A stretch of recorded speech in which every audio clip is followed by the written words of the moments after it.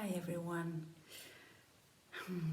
I just gave a session within the mindful music making community experience where we looked at the relationship to the instrument and how can we meet the instrument in a way that is not contracted and to kind of explore what's actually happening when I even think about the instrument. And if you're a musician, then you probably know that you have your own journey with your instrument and with how your whole self, but also your body, relates to the instrument. And often, especially in the classical musical world, so that's my background mainly. I also have a background in like 10 years of experimental music, but most of my life was classical music.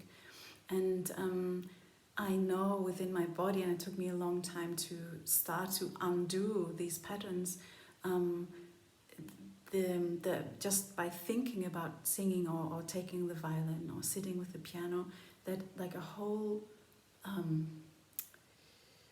set of pretension is happening, without me doing anything, just by thinking about the instrument. And I know from working with other musicians, that it is similar for many other people as well.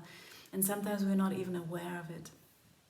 And today we played again a little bit. So what I've come to understand also back then when I still played and I was in the Alexander technique training, how crucial it is to have a space, to create a space where we really slow down and approach the instrument or a piece of music with including the awareness of what's happening in the nervous system and including the permission to pause.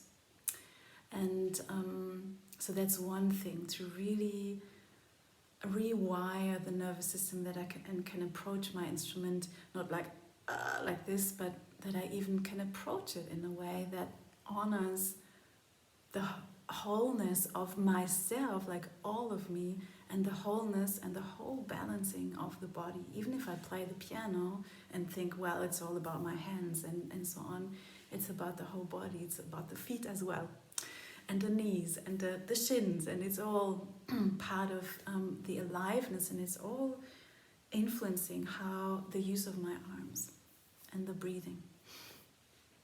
So that's one thing. And another thing, just as a little thing to explore, what we did today was, first we did something without the instrument again, just to really come back into the presence and aliveness, the rootedness, the freedom in the body, in this moment, as free as it can be in this moment.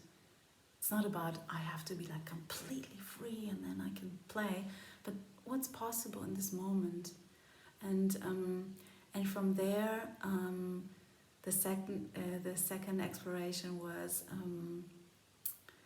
first we just did internally what's happening when I think about my instrument, what's happening, what piece of music comes into my awareness. Am I seeing myself playing? Am I feeling myself playing? Or am I seeing the instrument somewhere? Am I feeling it within my body? And then that was the first. The second was then really approaching the instrument, coming back to the aliveness, the wholeness within myself without the instrument.